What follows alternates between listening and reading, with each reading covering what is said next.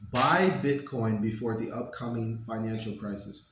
Okay, guys, Tariq here. So, like I said, in this video, we're going to talk about a sticky subject that I don't think a lot of people are really comfortable with or really kind of cognizant of what is actually taking place right now in the global economy, especially in the US economy. Okay, I'm an American, so I know a majority of you guys watching this, about 34 to 35% of you are American. So, we're going to talk a little bit about, I think it's an upcoming financial crisis that's going to really ripple through the United States, in 2024 and probably heading on to 2025 as well. And it's going to have a trickle down effect throughout the rest of the world. So be sure to really pay attention to this video, guys, because it's going to really explain why Bitcoin, and gold, of course, but I think especially Bitcoin is really one of the only safe havens that a lot of you guys are going to have access to really avoid what's going to happen. So let's get right into the video. So let's take a look at this article. Okay, it's on QZ.com, and I'm going to link to it in the description. And the headline is, it says Americans spent more than 1.1 trillion on interest payments alone in Q4 2023. So this is like a huge deal, okay? Because the amount of money that people are spending just on the interest, right? Not on the principal of the debt, but on the interest of the debt. It has gotten so crazy that almost 50% of these payments are not even mortgage payments, okay? They're like personal loans, student loans, car loans, things like that. This is completely unsustainable. And the problem is that when people interest on the payment keeps going up and up and up, and they have to keep making more and more interest payments, they're not even tackling the principal. And this is what happens when your debt kind of spirals out of control and people just end up defaulting on a lot of these loans. So what I think is happening, and I think it's something that the Federal Reserve really can't prevent because it's just inevitable. We've had so many negative events happen and transpire. Obviously, the global pandemic. We have a few, currently global conflicts, some wars going on. And a lot of people are really struggling to make ends meet, especially people that even have college degrees, even master's degrees, okay? Struggling to find work. You have people that with master's degrees working at Starbucks. You've got a mass influx of migrants into the United States and other countries. This is driving up the cost of living and not driving up wages. So wages are becoming more stagnant because the more people that enter, you know, an economy, the employers are able to pay people less because it's just supply demand. It's like if 100 people are applying for a job, they can easily just find someone to match the salary, whereas if fewer people are applying for that same job, they're more likely to kind of increase the salary to fill that position. And what's happening is, and I'm really kind of fearful about this, is I don't think a lot of people realize that the US dollar and some of these fiat currencies, okay, people are just going to stop making payments on these loans. Okay. There's already like this huge movement of people moving in, back in with their parents, living in their cars, living in their van. And there's nothing wrong with that. I understand it. But just think historically, when the dollar was on the gold standard, pre 1971, this was just unheard of. Okay. So these are all changes that are happening where birds are leaving the nest and then they're flying back to that same nest to live in their adult years.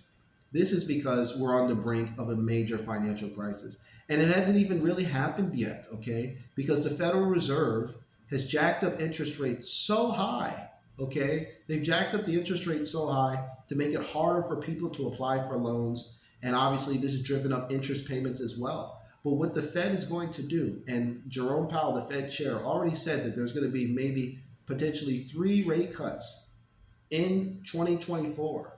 What this means is that when these rates start to go down, prices of assets are going to skyrocket. And one of those key assets is Bitcoin. Okay? People are struggling to make payments on these with these high interest rates. When the interest rates come down, it's going to create this massive ballooning debt effect because more and more people are going to try to apply for more credit cards and apply for more loans, and this is going to skyrocket and push the debasement of the US dollar and these fiat currencies. It's going to make things even worse. Okay, guys. So now we've talked a little bit about the financial crisis that's coming on. I really believe that when this happens, a lot of US consumers and a lot of global consumers are going to be tapped out, which means they stop making payments on credit cards, student loans, mortgages, okay? People stop buying things they don't need, all right? Other than food, shelter, and clothing, all of these discretionary items, things we've seen Apple, shares struggle. They're struggling to sell iPhones because at the end of the day, who needs $1,000 cell phone? Okay, so this is going to actually hurt a lot of the stock market. I think we're going to see a correction in the stock market, and I really think this is going to send the solution, Bitcoin, much higher than you guys are anticipating. And the reason why Bitcoin is the solution to this problem is because it's a fixed deflationary currency. There's only 21 million coins. So this is kind of the exact opposite of the mess that we've been put in by the Federal Reserve, by the banks, and even by our own personal habits. As an American, we have this culture of you have to show off and be flashy and impress people and buy stuff you don't need. I mean, I've been traveling all over the world since 2010. I've been living in Southeast Asia now for a few years. And, I'm just shocked at how so many Americans live in massive houses by themselves.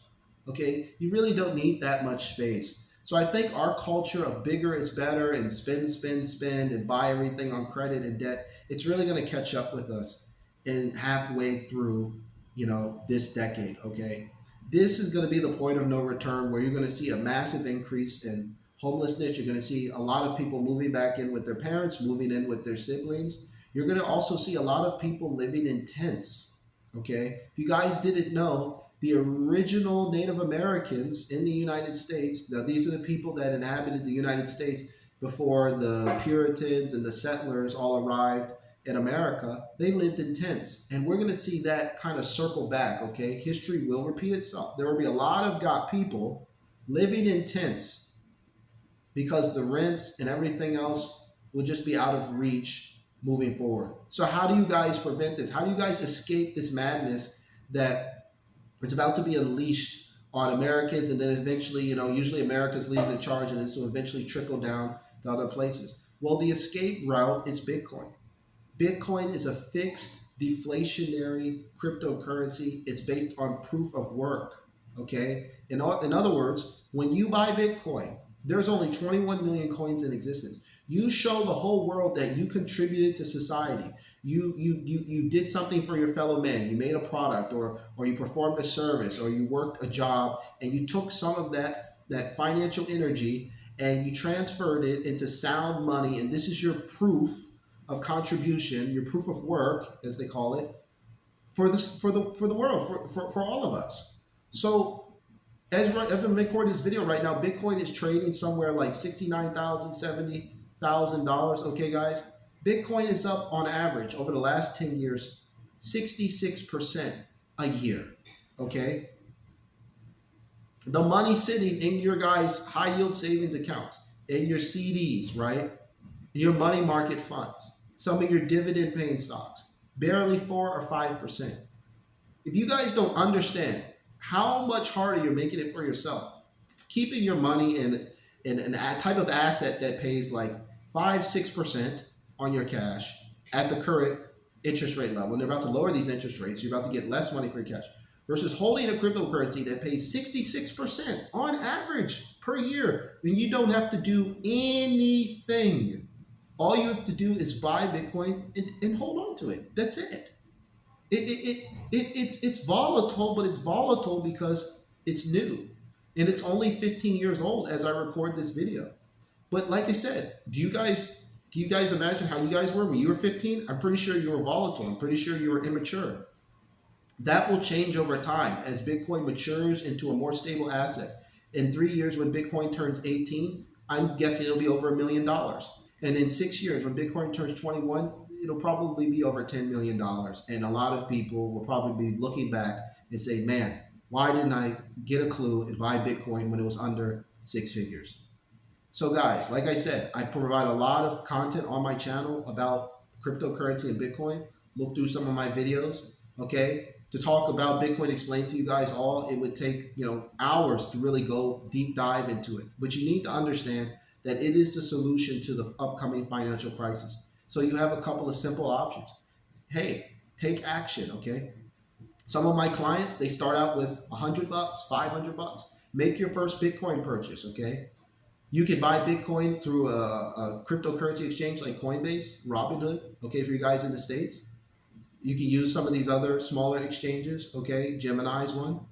Or you can simply buy the Bitcoin ETFs. You guys invest in the stock market, okay? Open up a brokerage account. Buy the Bitcoin ETF. It's basically the same thing. The only thing is you're paying a small expense ratio. It's like less. Right now, most of these like BlackRock ETFs, IBIT ticker symbol, FBTC ticker symbol, the Fidelity Bitcoin ETF, they just charge you an interest rates of like 0.25%.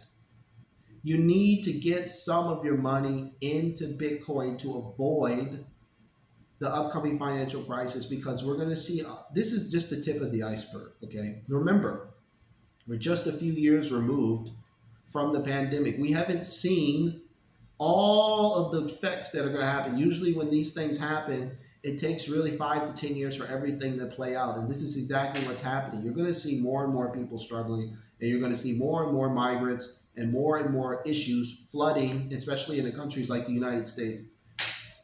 You guys got to protect yourself, okay? If you put some of your money in Bitcoin, you'll do fine financially. You're still going to see people around you struggling. You're still going to see problems in places like the United States.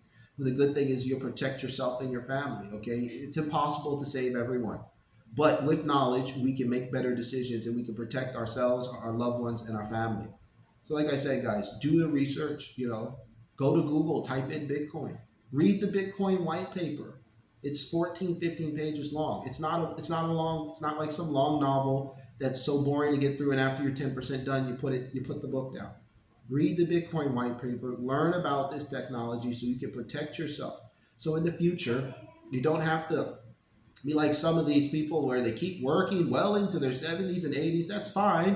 But the truth is 80% of you guys watching this don't like your job. You're just working your job to earn money. So don't think you have to keep working because your currency keeps losing value. Learn about Bitcoin, learn about cryptocurrency technology. Start small. $100, $500. As you gain more confidence, put more money into it, okay? At this point, I'm basically mostly crypto. I don't even have much fiat currency anyway. But I didn't start there, okay? Back when I got started in 2019, it was the other way around. I had a tiny bit of money in Bitcoin, and most of my money was in fiat currency. And I just saw how if I maintained this fiat mindset, I could never stop working. And I did it. I'm 37 years old. I don't want to work in my 60s, 70s, and if I'm lucky, my 80s, okay?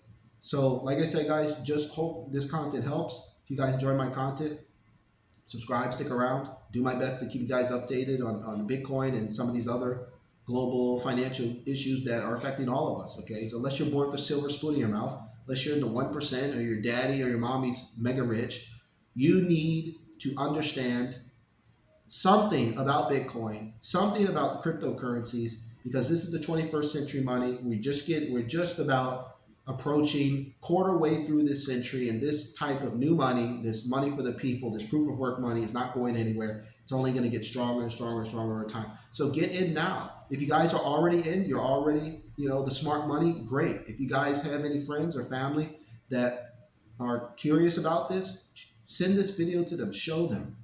Help educate more people so we can avoid this upcoming financial crisis that, while the rich elite and the CEOs of Wall Street are dumping their shares like crazy, guys like Mark Zuckerberg, even Michael Saylor, okay, Jamie Dimon, all of these guys are selling their stocks because they know what's coming up in the future. So make sure you guys prepare yourselves and stay safe out there, and I'll see you guys in the next video.